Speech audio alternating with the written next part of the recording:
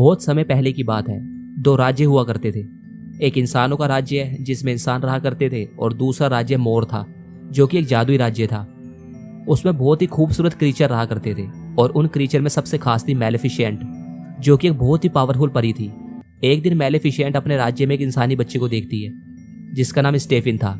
उसका इस दुनिया में कोई नहीं था, वो बहुत गरीब था और उसके पास कुछ नहीं था। वो मैलेफिसेंट के राज्य में जवाहरात चुराने आया था, मगर मैलेफिसेंट उसे ऐसा करने से रोक देती है और उसको उसके राज्य तक छोड़ने आती है। जाते वक्त स्टेफिन मैलेफिसेंट से हाथ मिलाता है, मगर हाथ मिलाते वक्त मैलेफिसेंट का हाथ जल जाता है, क्योंकि जो अंगूठी स्टेफिन ने पहनी थी वो लोहे की थी और लोहा परियों को जलाता था। स्टेफिन अपनी अंगूठी उतारकर फेंक देता है ताकि वो हाथ मिला सके। स्टेफिन के जाने के बाद मैलेफिसेंट को उससे प्यार हो जाता है। वो सिर्फ यही सोच रही थी जिसके पास कुछ नहीं था, कैसे उसने सिर्फ हाथ मिलाने के लिए एक झटके में अपनी अंगूठी फेंक दी।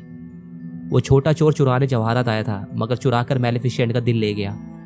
कुछ दिनों बाद स्टेफन फिर से मैलेफिसेंट से मिलने आता है। दोनों एक साथ काफी समय बिताने लगे थे और दिन पर दिन उनका प्यार बढ़ता ही रहा। मैलेफिसेंट के 16वें बर्थडे पर स्टेफन उसे किस करता है, जिसको वो सच्चे प्यार का किस कहता था। मगर प्यार सिर्फ प्यार लेकर नहीं आता, वो कुछ और भी लेकर आता है। जैसे जैसे वो बड़े होने लगे, स्टेफिन का प्यार अपने राजा बनने के सपने के आगे छोटा पड़ गया और मैलेफिसेंट और स्टेफिन एक दूसरे से बिछड़ गए। जिसके बाद मैलेफिसेंट मोर राज्य की रक्षक बन गई। लोग तो चले जाते हैं मगर उनकी यादें नहीं जाती। मैलेफिसेंट अकेली रहने लगी और सिर्फ स्टेफिन को याद करती रही। बेचारी वो कहाँ जानती थी कि इंसान कितने लालची और खुदगर्ज होते हैं। मगर मैलेफिसेंट को अभी और भी बहुत कुछ सीखना था, क्योंकि वहाँ इंसानों के राजा ने मोर राज्य की बढ़ती ताकत को कुचलने की ठान ली थी। हेनरी अपनी सेना को हुक्म देता है कि सारे जादुई जीवों को कुचल दो। तभी वहाँ पे मैलेफिसेंट आती है और उन्हें वहाँ से जाने को बोलती है, मगर राजा सैनिकों को हमला करने का हुक्म देता है। मैलेफिसेंट अपने जादुई जीवों के साथ हेनरी की सेना पर हमला करती है और राजा को बुरी तरह से घायल कर देती है। जिसके बाद राजा अपनी सेना लेकर वापस चला जाता है। राजा के पास कम समय बचा था। वो घोषणा करता है कि जो भी मैलेफिसेंट को मारेगा उसको ही वो अपने राज्य का उत्तराधिकारी बना देगा और साथ में उससे अपनी बेटी की शादी भी करवा देगा। ये बात सुनकर स्टेफन मोर राज्य में आता है और मैलेफिसेंट को बुलाता है। बेचारी प्यार की मारी मैलेफिसेंट स्टेफन की खुदगर्जी नहीं पहचान पाती और अपने सारे गिले शिकवे उससे दूर कर कर उसे माफ कर देती है। इसका फायदा उठाकर वो मैलेफिसेंट को पानी पिलाता है, जिसमें बेहोशी की दवा होती है। मैलेफिसेंट गहरी नींद में सो जाती है, मगर वो मैलेफिसेंट को मार नहीं पाता। इसकी वजह वो उसके पर काटकर अपने साथ ले जाता है। और अगली सुबह जब वो देखती है कि उसके पंख नहीं रहे, तो उसके दुख की कोई सीमा नहीं रहती। अब ये उसके भरोसा टूट जाने का दर्द था या फिर उसके परों के कट जाने का, ये कहना मुश्किल था। स्टेफन कटे हुए पंख राजा को आकर दिखाता है, जिसे देखकर राजा बहुत खुश होता है और हेनरी उसे नया राजा बना देता है। दूसरी तरफ मैलेफिसेंट अपने दर्द से उभरने की कोशिश में लगी थी। बेचारी ने प्यार किया था, उसकी सजा तो उसे मिलनी ही थी। एक दिन मैलेफिसेंट जाल में फंसे हुए कौवे को आज़ाद करवाती है, जिसका नाम डीवल था। वो उसको इंसान में बदल देती है और उसकी जान बचाने के बदले में वो उसको अपना सेवक बनने को बोलती है। डीवल मान जाता है। मैलेफिसेंट उसको इंसानों के राज्य में जाने का हुक्म देती है ताकि वो जान सके वहाँ क्या हो रहा था। डीवल कौवे का रूप बदलकर राजा के महल में जाता है और देखता है स्टेफन राजा तो बना ही था, साथ ही साथ उसकी शादी भी हो गई थी। जब ये बात मैलेफिसेंट को पता चलती है तो वो समझ जाती है ये सब स्टेफन ने राजा बनने के लिए किया था। इतनी गहरी चोट खाने के बाद मैलेफिसेंट का दिल पत्थर का बन जाता है। वो मोर राज्य को डरावना और अशुभ बना देती है। जिस राज्य में सब कुछ सुंदर था, वो राज्य अब सिर्फ डरावना और बदसूरत था। समय बीतता गया। एक दिन डीवल मैलेफिसेंट को आकर बताता है कि स्टेफन के घर बच्ची का जन्म हुआ है, जिसका नाम अरोरा रखा गया था और महल में उसके नामकरण का जश्न होने वाला था। यह सुनकर मैलेफिसेंट बिन बुलाए महल में पहुंच जाती है और स्टेफन की बेटी को शाप देती है कि उसके 16वें जन्मदिन पर सूरज डूबने से पहले चरखे में लगी हुई तकली उसके चुभ जाएगी, जिसके बाद वो मौत जैसी नींद सो जाएगी और उसके बाद वो कभी नहीं जागेगी। और इस शाप को दुनिया की कोई भी ताकत नहीं बदल सकती। स्टेफन रहम की भीख मांगता है। बहुत गिड़गिड़ाने के बाद मैलेफिसेंट शराब के साथ साथ एक आशीर्वाद भी देती है। अगर राजकुमारी को कोई सच्चे प्यार वाला किस करे तो राजकुमारी जाग जाएगी। मगर ये कहते वक्त मैलेफिसेंट के चेहरे पर स्टेफन के लिए घृणा थी, जैसे वो कह रही हो कि सच्चे प्यार जैसा कुछ नहीं होता, और वो वहाँ से चली जाती है। उसके जाने के बाद स्टेफन ने महल से और पूरे राज्य से सारे चरखे हटाने का हुक्म दे दिया और 3 अच्छी परियों को हुक्म दिया कि अरोरा को अपने साथ ले जाएं और उसकी परवरिश करें, और पूरे 16 साल 1 दिन बाद उसको वापस महल में लेकर आए। स्टेफन ने अपने आप को महल की 4 दीवारियों में कैद कर लिया और अपने सैनिकों को हुक्म दिया कि वो मैलेफिसेंट को मार दे। मगर मैलेफिसेंट ने अपने राज्य को चारों तरफ से सुरक्षित कर दिया था ताकि कोई भी इंसान वहां तक ना पहुंच सके। जैसे जैसे दिन बीते, स्टेफन की कड़वाहट भी बढ़ती गई और उसके बदले की आग भी।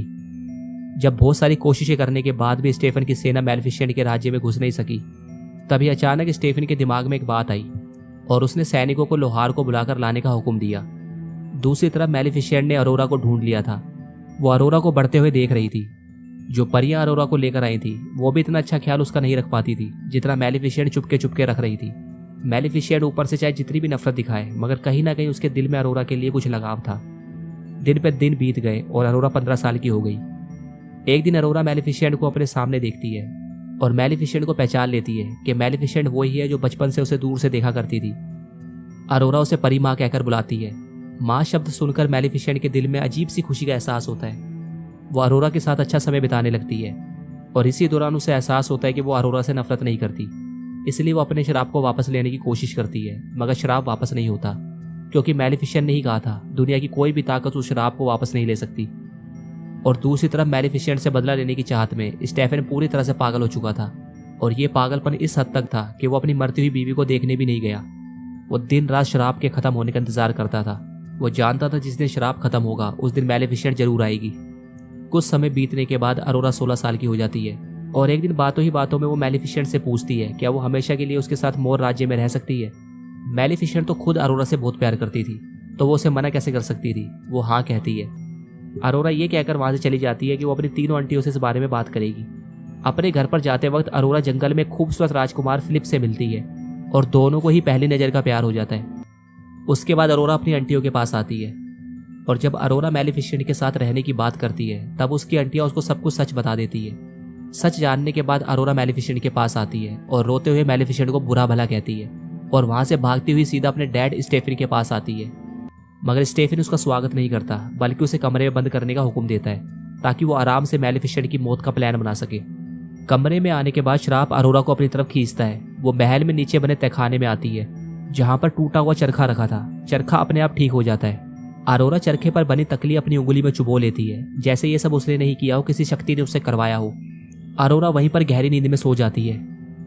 मैलेफिसेंट अरोरा की जान बचाने के लिए फिलिप को बेहोश कर महल में लेकर आती है और अरोरा के कमरे के बाहर पहुंचकर फिलिप को होश में लेकर आती है और खुद छुप जाती है। फिलिप अंदर जाता है जहां पहले से ही 3 परियां मौजूद थी।